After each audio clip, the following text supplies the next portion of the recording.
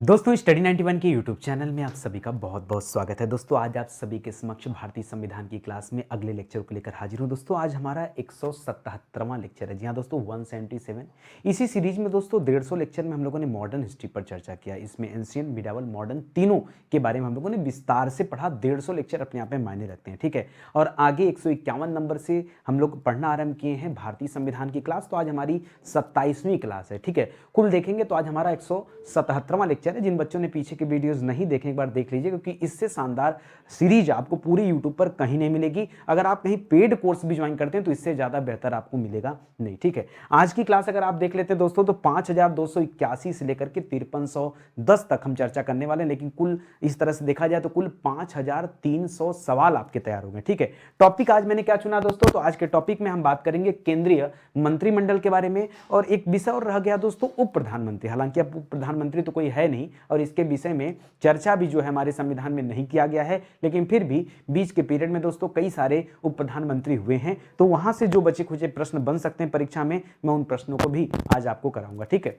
आपकी स्क्रीन पर कई सारे प्रश्न लिखे हैं और बहुत कंफ्यूजन भी होता है, ठीक है। तो ऐसे ऐसे मैं सवाल बताऊंगा तो तब आपका जवाब जो है पल भर में बदल जाएगा। इस तरह के टेक्निक आप सीख पाएंगे। तो आइए क्लास देखते हैं और पढ़ना आरंभ करते हैं। और एक बार कॉपी कलम लेके बैठिएगा ये जानने के लिए कि आपकी कितनी अच्छी तैयारी हो पाई है, ठीक है। भाई हम तो पढ़ाते चल रहे हैं अपने ढर्रे पर, लेकिन आप भी तो तैयार रहें पढ़ने के लिए। याद रखेंगे आप सभी के डिमांड पर दोस्तों हिस्ट्री में मैंने मॉडर्न हिस्ट्री का एक पेड कोर्स लॉन्च किया। जी हाँ दोस्तों, मॉडर्न हिस्ट्री का पेड कोर्स। और एक बात अपने दिमाग में रखिएगा, अगर आपने इस पेड कोर्स को ज्वाइन कर लिया ना तो दोबारा आपको भारत में आप कोई भी एग्जाम दो, किसी भी राज्य का एग्जाम दो, अगर वहां पर मॉडर्न हिस्ट्री आता है तो एक सवाल भी बाहर जाने वाला नहीं है। इतना गजब की क्लास यहां पे चल रही है, इतना शानदार क्लास आप कहीं नहीं पढ़ पाओगे। आप एक मौका दो, इसे ज्वाइन करने के बाद तब आप डिसाइड करना कि नितिन सर के दूसरे बैचेस को ज्वाइन करना है कि नहीं, ठीक है। सिर्फ एक मौका मांग रहा हूं आपसे। यहां पर पॉलिटी का भी दोस्तों नया बैच आ रहा है और यहां पर हिंदी का दोस्तों तो हमारा सुपर सेलिंग बैच है, चल ही रहा है। बाकी यूपी स्पेशल पर हम काम कर रहे हैं दोस्तों, तो बहुत जल्द ये बैच भी आपके सामने होगा। नहीं परचेज कर पा रहे हैं, कोई दिक्कत है, समस्या, तो हमारा हेल्पलाइन नंबर है, कॉल करके संपर्क कर सकते हैं, ठीक है। स्टार्ट किया जाए अपने टॉपिक को। तो ध्यान रखने वाली बात क्या है दोस्तों, आज हमारा 177वां लेक्चर है और आज की क्लास अगर आप अटेंड कर लेते हैं तो 5300 सवाल आपके तैयार हो जाएंगे। बहुत इंपॉर्टेंट है ना। चलो आगे देखते हैं। सवाल देखा दोस्तों कि भारत में वास्तविक कार्यकारी प्राधिकार किसके पास है। बहुत ध्यान से सोच समझ के बताइएगा। जिन बच्चों ने नहीं पढ़ा होगा ना वो यहां पर पता क्या जवाब देंगे, वो यहां पर उनको लगेगा कि सर राष्ट्रपति जवाब हो सकता है। और जिन बच्चों ने राष्ट्रपति जवाब दिया बिल्कुल गलत जवाब हो जाएगा।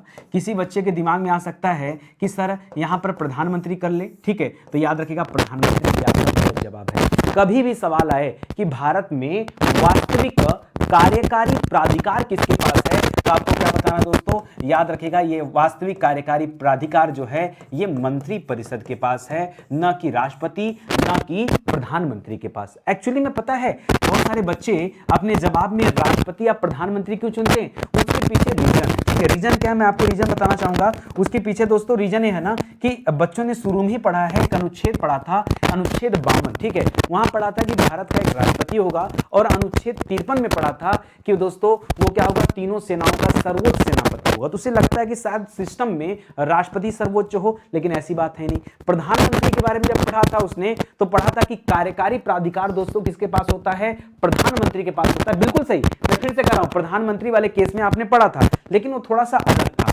यहां पे अगर प्रधानमंत्री की बात करें तो आप तब जवाब देंगे जैसे आपसे पूछ लेता, कल की क्लास में मिला था, बहुत जबरदस्त सवाल था, तथ्यात्मक संप्रभुता किसमें है। अगर सवाल पूछता कि तथ्यात्मक संप्रभुता किसमें, तब हम जवाब क्या देते दोस्तों, तब हम अपना जवाब क्या देते, प्रधानमंत्री दे देते। या अगर ये ना पूछ करके थोड़ा सा अलग तरीके से पूछता कि कार्यपालिका का वास्तविक प्रधान कौन होता है, क्या पूछ लेता, कार्यपालिका का वास्तविक प्रधान कौन होता है। वास्तविक प्रधान किसे कहा जाता है दोस्तों, उसका वास्तविक प्रधान दोस्तों कौन होता है, प्रधानमंत्री होता है, ठीक है।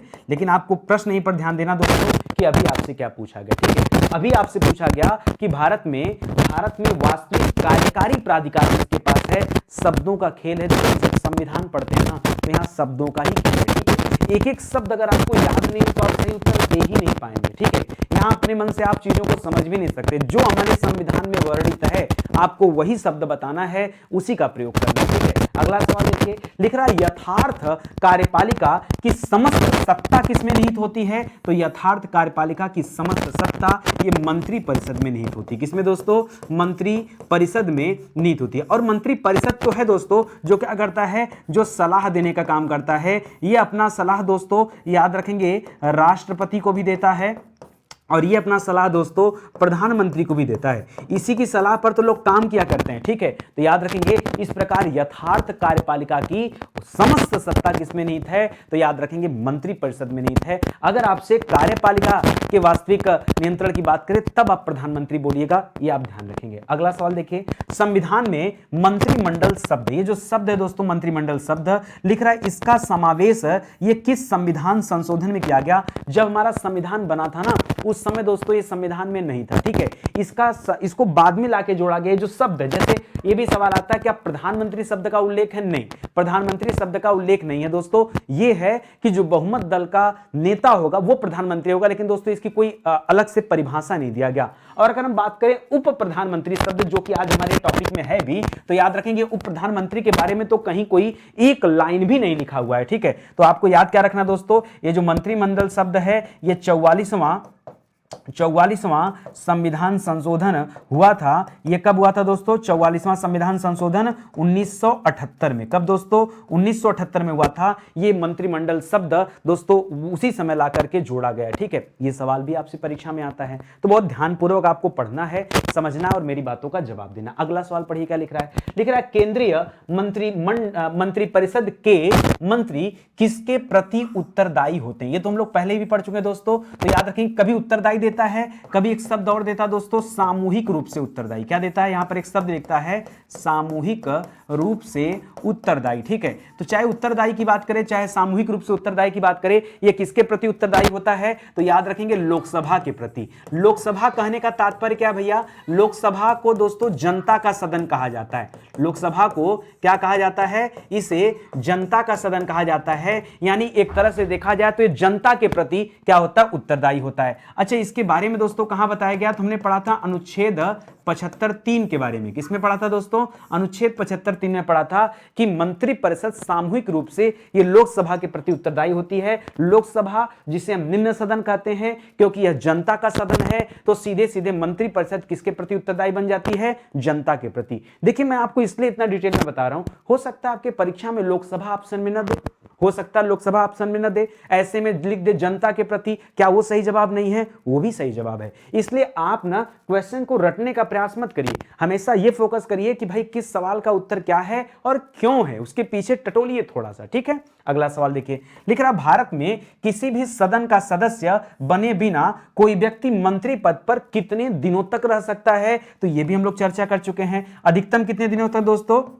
तो यहां पर जो अधिकतम उसके पद पर बने रहने की समय सीमा है वो कितना दोस्तों? 6 माह। अगर याद रखेंगे 6 माह के अंदर, याद रखेंगे अगर मान लीजिए किसी भी व्यक्ति को कोई अगर मंत्री बना देता तो 6 महीने के अंदर वो संसद के किसी न किसी सदन में, चाहे लोकसभा में चाहे राज्यसभा में चुना जाना चाहिए। अगर नहीं चुना गया तो उसकी ये सदस्यता क्या हो जाएगी? समाप्त हो जाएगी। अच्छा, इसके बारे में दोस्तों कहां बताया गया था? तो हम लोगों ने पिछली क्लास में पढ़ा था अनुच्छेद 75(5) में। कहां बताया गया था? अनुच्छेद 75(5) में चर्चा किया गया है। तो ये सारे सवाल इंपॉर्टेंट हो सकता है आपसे ना पूछ करके अनुच्छेद ही पूछ ले, है कि नहीं। हालांकि कल वाली क्लास में हम लोगों ने अनुच्छेद पर चर्चा किया था। अगला सवाल देखिए, लिखता है संविधान के किस अनुच्छेद में मंत्रिपरिषद की नियुक्ति और पदच्युति का प्रावधान दिया गया दोस्तों? तो इनकी नियुक्ति या पदच्युति ये किस अनुच्छेद में दिया गया है और ये नियुक्ति और पदच्युति कौन करता है? तो याद रखेंगे दोस्तों ये राष्ट्रपति करता है, ठीक है। आपको पता होगा इनकी नियुक्ति राष्ट्रपति किस प्रकार करता है? तो राष्ट्रपति प्रधानमंत्री की सलाह पर करता है, अपने मन से नहीं, ठीक है। याद रखेंगे प्रधानमंत्री की सलाह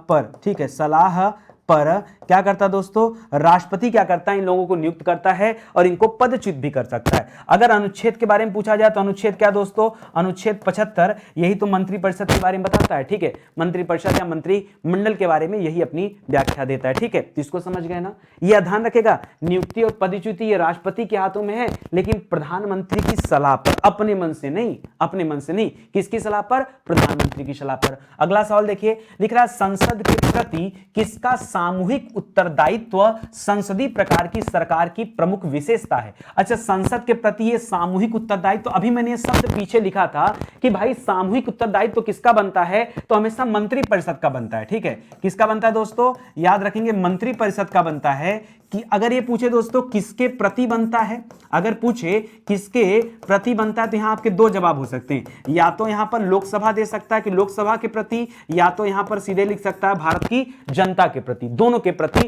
ये उत्तरदायित्व इन्हीं का होता है। ये सवाल आप याद रखेंगे। अगला सवाल देखिए, अनुच्छेद 75(2) के अनुसार, अनुच्छेद 75(2) के अनुसार मंत्री किसके प्रसाद पर्यंत अपना पद धारण करता है, तो याद रखेंगे राष्ट्रपति के प्रसाद पर्यंत। किसके दोस्तों, राष्ट्रपति के प्रसाद पर्यंत। ना ना ना ना, यहां पर रुकिए, ठीक है, एक मिनट रुकिए, मैं आपको बता दूं। ठीक है, यहां छोटी सी कहानी है, इस क्वेश्चन पे आप स्टार लगाइए, क्योंकि इस तरह के सवाल जब जब परीक्षा में आते हैं ना, तब जान लीजिए अब आयोग के पास बड़ा संकट आ जाता है। ठीक है, क्यों, क्योंकि एक्चुअली में सवाल इस तरीके से पूछना ही नहीं चाहिए। ठीक है, कई बार आप देखते होंगे कि सवाल पर क्लेम करना होता है। ठीक है, अब मैं आपको इसके पीछे की कहानी बताता हूं, लॉजिक बताता हूं, बहुत ध्यान से सुनिएगा।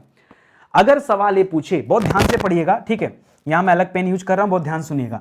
अगर सवाल ये पूछे कि किसी भी मंत्री की नियुक्ति कौन करता है, अगर सीधा सीधा अपने मन से बात कर रहे हैं कौन करता है, तो हम एक लाइन में जवाब देते हैं कि राष्ट्रपति नियुक्ति करता है। ठीक है, लेकिन राष्ट्रपति तो अपने मन से करता नहीं है, राष्ट्रपति किसकी सलाह पर करता है, तो यहां पर दोस्तों एक टर्म एंड कंडीशन रहता है ना, यही आप बोल सकते हैं ना, यहां पर एक टर्म कंडीशन रहता है कि राष्ट्रपति क्या करता है, प्रधानमंत्री की सलाह पर, प्रधानमंत्री की सलाह पर यह करता है। अब मुझे एक बात बताओ, अगर प्रधानमंत्री को किसी मंत्री का कार्य पसंद न हो तो क्या कर सकता हो, प्रधानमंत्री उनको पदच्युत करने के लिए आदेश दे सकता है। हालांकि पद से हटाने का कार्य राष्ट्रपति जरूर करेगा, लेकिन ये जो शब्द लिखा है ना प्रसाद पर्यंत, ये जो शब्द लिखा है प्रसाद पर्यंत, ऐसे में दोस्तों आपका जवाब ना प्रधानमंत्री भी हो सकता है। तो ये भी याद रखेंगे, प्रधानमंत्री भी हो सकता है, राष्ट्रपति भी हो सकता है। ठीक है, हमारे हिसाब से जो मेरा अपना पर्सनल ओपिनियन है, मैं तो आपको ये कहना चाहूंगा कि प्रसाद पर्यंत अगर शब्द लिखा है, ठीक है, अगर क्या लिखा है दोस्तों, अगर प्रसाद पर्यंत शब्द लिखा है, प्रसाद पर्यंत, तब आपका जवाब क्या होना चाहिए, याद रखेंगे प्रधानमंत्री होना चाहिए। मैं अपना ओपिनियन दे रहा हूं। ठीक है, और राष्ट्रपति दोस्तों कब आप करेंगे, राष्ट्रपति केवल एक कंडीशन में करिएगा, जब आपसे पूछे पदच्युति। ठीक है, क्या पूछे, पदच्युति की कौन करता है पदच्युति, तब आपको क्या बताना है, राष्ट्रपति। ठीक है, अगर पूछे प्रसाद पर्यंत तब आपको क्या बताना है, प्रधानमंत्री। ठीक है, ये मेरा ओपिनियन है। इस सवाल पर मैं फिर भी स्टार लगा दे रहा हूं, क्योंकि इस तरह के सवाल अगर आते हैं तो निश्चित रूप से इन पे जो है अलग अलग आंसर होते हैं। अब इसको तो समझना ही पड़ेगा। ठीक है, तो मैंने अपना ओपिनियन दे दिया। मैं यही चाहूंगा कि एक बार आप अपना ओपिनियन दीजिए कि मैं जो बता रहा हूं सही बता रहा हूं कि गलत। ये शब्द देखिए, पूरा संविधान शब्द का खेल है, अगर शब्दों का हेर फेर हुआ उत्तर बदल जाएगा। प्रसाद पर्यंत याद रखेंगे तब प्रधानमंत्री होगा, अगर पदच्युति की बात करेगा तो भाई पदच्युति तो एक ही व्यक्ति करता है जो नियुक्त किया है, तो राष्ट्रपति ही करेंगे। ठीक है, अगला सवाल पढ़िए, अगला क्या लिख रहा है, अगला लिख रहा है कि मंत्रिपरिषद कौन सा प्रस्ताव संसद में रख सकती है। मंत्रिपरिषद होती कौन दोस्तों, तो मंत्रिपरिषद वही व्यक्ति इसमें शामिल होते हैं जिनकी सरकार चल रही होती। ठीक है, जिनकी सरकार चल रही होती। ठीक है, और यह कह सकते हैं कि जिनकी सरकार क्या होती है दोस्तों, सत्ता में होती है। ठीक है, सत्ता में हो, ठीक है, वही दोस्तों मंत्रिपरिषद चुने जाते हैं, है कि नहीं। मान लीजिए आज बीजेपी सरकार सत्ता में हो या फिर कांग्रेस सरकार सत्ता में हो, जो सत्ता में होता है मंत्रिपरिषद भी उन्हीं की होती है। तो यहां पर क्या पूछ रहा है, जो सत्ता में होते हैं ना वो लोग हमेशा विश्वास प्रस्ताव देते हैं। ठीक है, याद रखेंगे विश्वास प्रस्ताव। तो यहां पर भी दोस्तों एक ट्रिक बनाइएगा आप सभी, विश्वास प्रस्ताव आपको उत्तर कब लिखना है, जब सत्ता पक्ष की बात आए, और अविश्वास प्रस्ताव आपको कब लिखना है,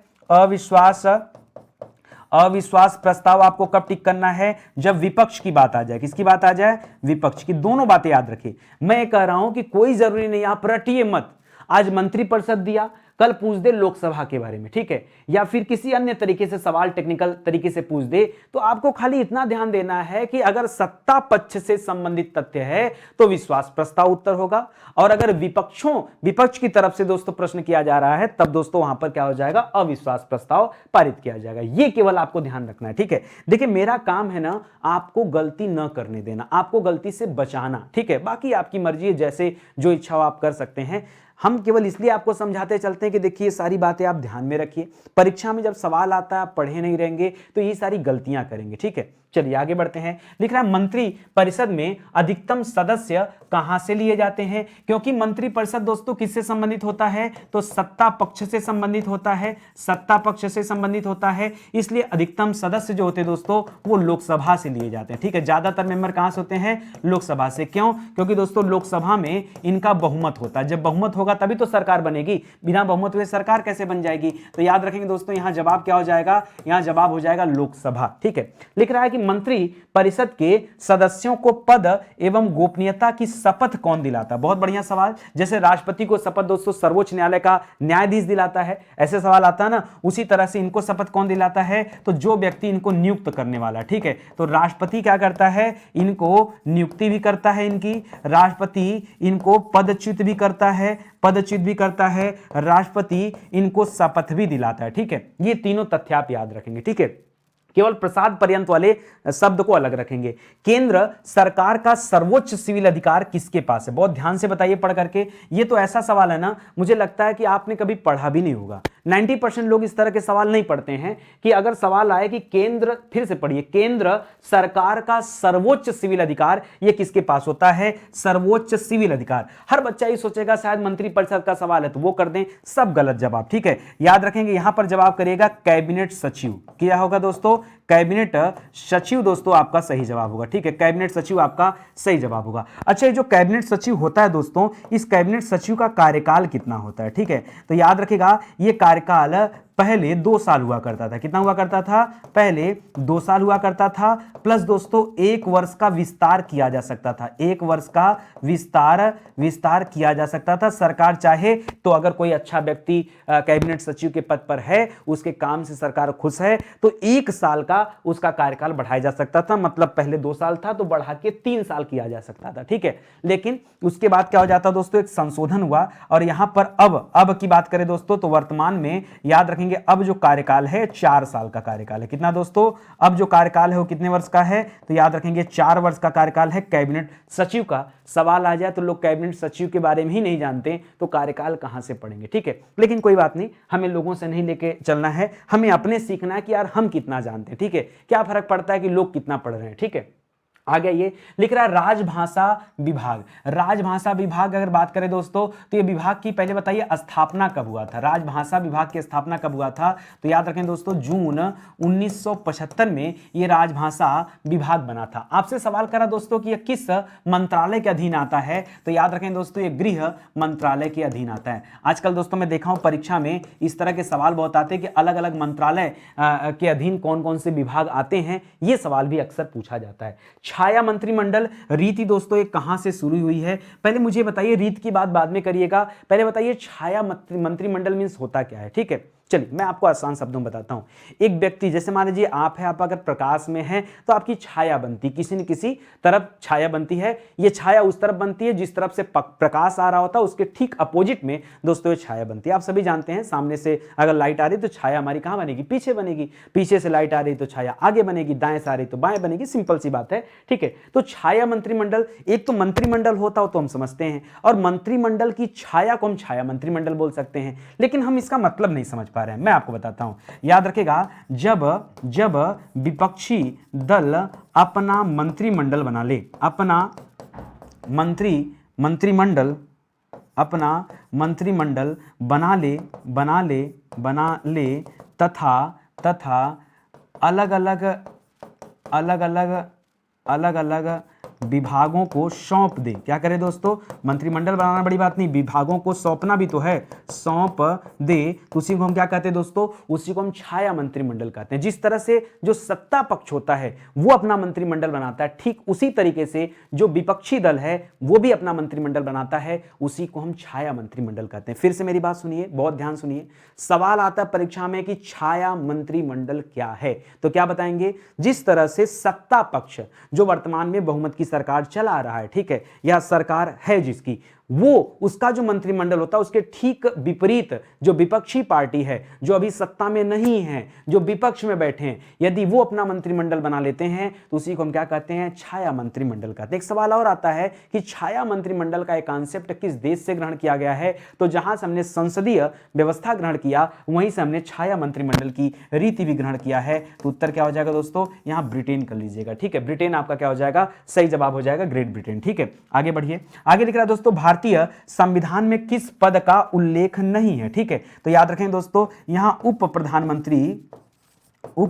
प्रधानमंत्री पद का कोई भी उल्लेख नहीं, कोई भी अनुच्छेद ढूंढेंगे कहीं पर भी आपको उप प्रधानमंत्री के बारे में उल्लेख नहीं मिलेगा। हालांकि भारत में उप प्रधानमंत्री चुने गए थे और अब तक कितने उप प्रधानमंत्री हैं दोस्तों, तो अब तक 7 उप प्रधानमंत्री जो है भारत में चुने गए, ठीक है। कितने लोग उप प्रधानमंत्री बने हैं, तो अब तक इनकी संख्या कितनी है, केवल और केवल 7 लोग हैं, ठीक है। आइए हम लोग चर्चा उससे भी संबंधित करेंगे। ध्यान दीजिएगा, स्टडी 91 की जो टीम है ये अलग अलग किताबों पर काम कर रही है, ठीक है। आप एक मौका दीजिए, जुड़िए हमारे साथ, हमारी किताबों को पढ़िए, आप वाकई खुश होंगे कि नहीं नितिन सर की किताबों में वो सब कुछ है जो आप चाहते हैं। ये हमारा हेल्पलाइन नंबर दोस्तों, आप कॉल करके संपर्क कर सकते हैं। किताबें घर बैठे आप ऑर्डर कर सकते हैं हमारे वेबसाइट से, एप्लीकेशन से, कोई डिलीवरी चार्ज नहीं है। आज ऑर्डर करेंगे 3-4 दिन में किताबें घर आ जाएंगी। अलग अलग परीक्षा के अनुरूप भी किताबें बनाई जा रही हैं, ये तो सैंपल है, केवल इतनी किताब नहीं, और भी कई सारे किताबें हैं, तो आप ऑर्डर कर सकते हैं, ठीक है। चलिए आगे बढ़ते हैं। लिख रहा है भारत में कुल कितने प्रधानमंत्री हुए हैं। अगर कुल की बात करें तो अभी थोड़ी देर पहले मैंने आपको बताया था दोस्तों कि कुल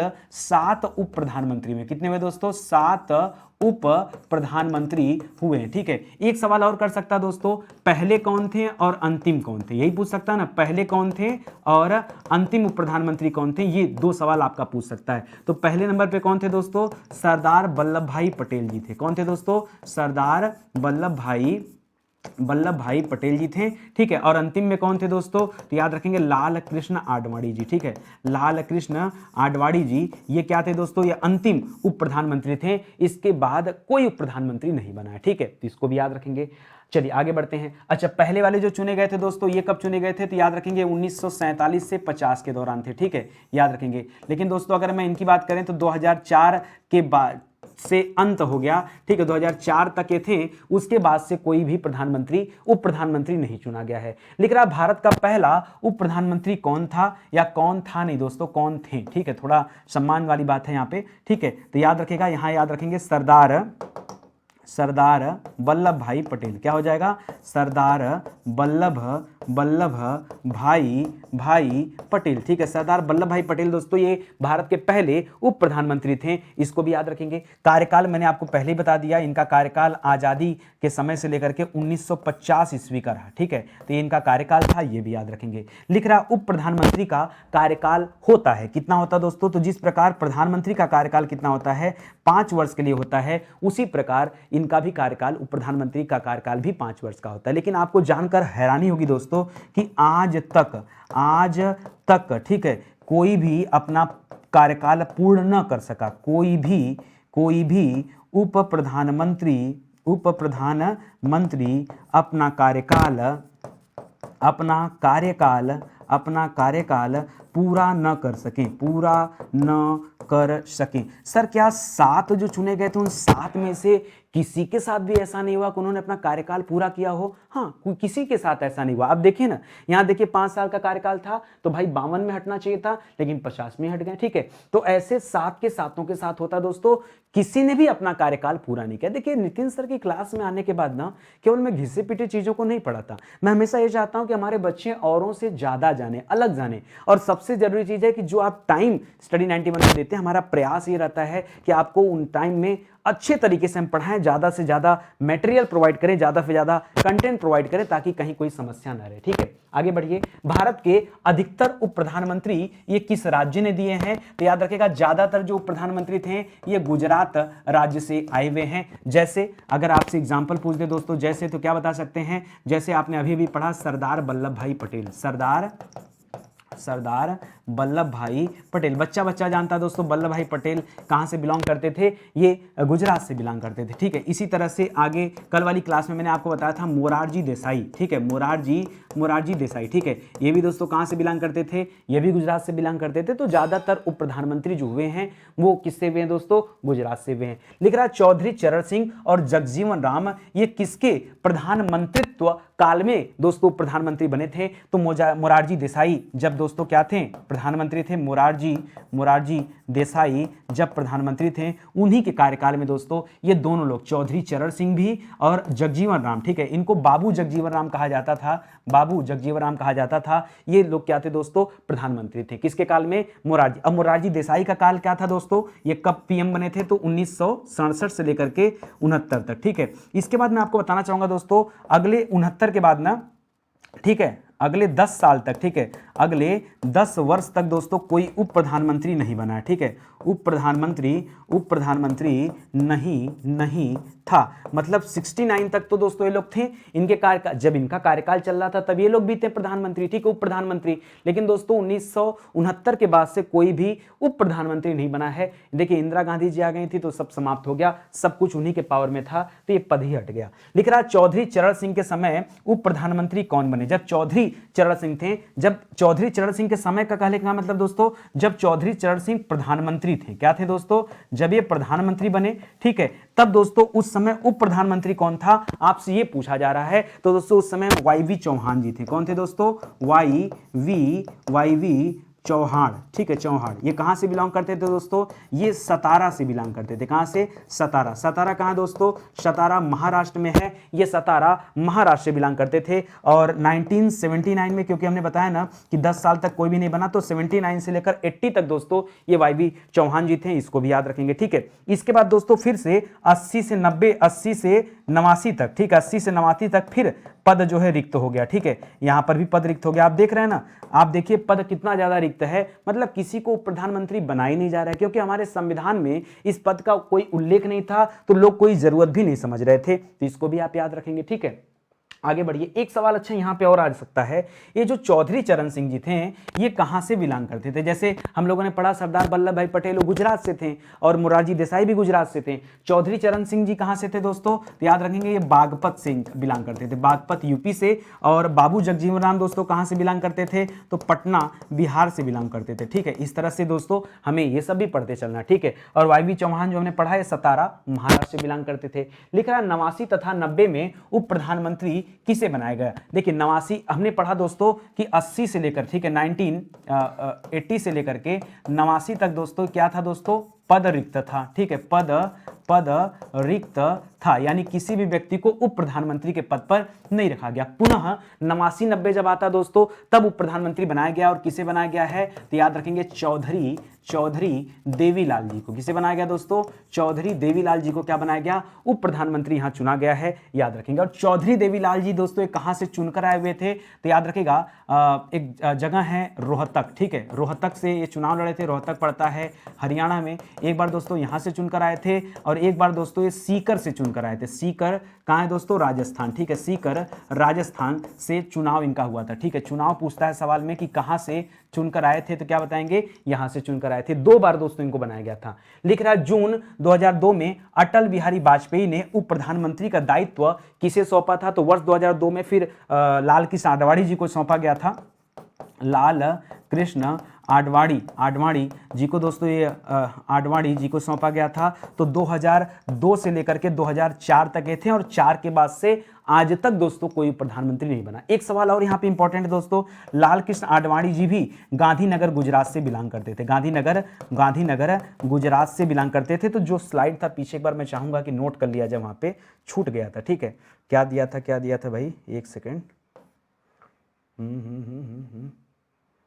किस राज्य ने ज्यादा दिया था ना ये, ठीक है, कि किस राज्य ने दिया, तो यहाँ पर दोस्तों आप एक और स्टार करके, ठीक है, क्या लिख सकते हैं यहाँ पर, आडवाणी जी लिख सकते हैं, ठीक है, आडवाणी जी, ठीक है। ये भी दोस्तों कहाँ से बिलोंग करते थे, ये गांधीनगर से बिलोंग करते थे, गांधीनगर गुजरात, ठीक है। तो ये भी याद रखेंगे आडवाणी जी को भी, ठीक है। चलिए आगे बढ़ते हैं दोस्तों, अगला सवाल करते हैं। देखिए कुछ चीजें होती हैं ना जो स्किप करती हैं तो फिर याद भी आ जाती हैं। लिख रहा हूं प्रधानमंत्री वल्लभ भाई पटेल का कार्यकाल क्या था। तो सबसे पहले थे दोस्तों ये तो 1947 में जब आजाद हुआ तो 47 से लेकर जो 50 तक का कार्यकाल था वो वल्लभ भाई पटेल जी का ही तो कार्यकाल था। हाँ एक चीज और, जब दोस्तों वल्लभ भाई पटेल जी को प्रधानमंत्री चुना गया था तो ये तत्कालीन नेहरू सरकार में, तत्कालीन नेहरू सरकार में ये क्या थे दोस्तों, इनको गृह मंत्री भी बनाया गया था। क्या बनाया गया था, गृह मंत्री भी बनाया गया था। तो ये भी याद रखेंगे। और सबसे ज्यादा समय तक दोस्तों कौन रहा है, तो याद रखेंगे सबसे ज्यादा समय तक यही उप प्रधानमंत्री रहे हैं, 3 साल 122 दिन। कितना दोस्तों,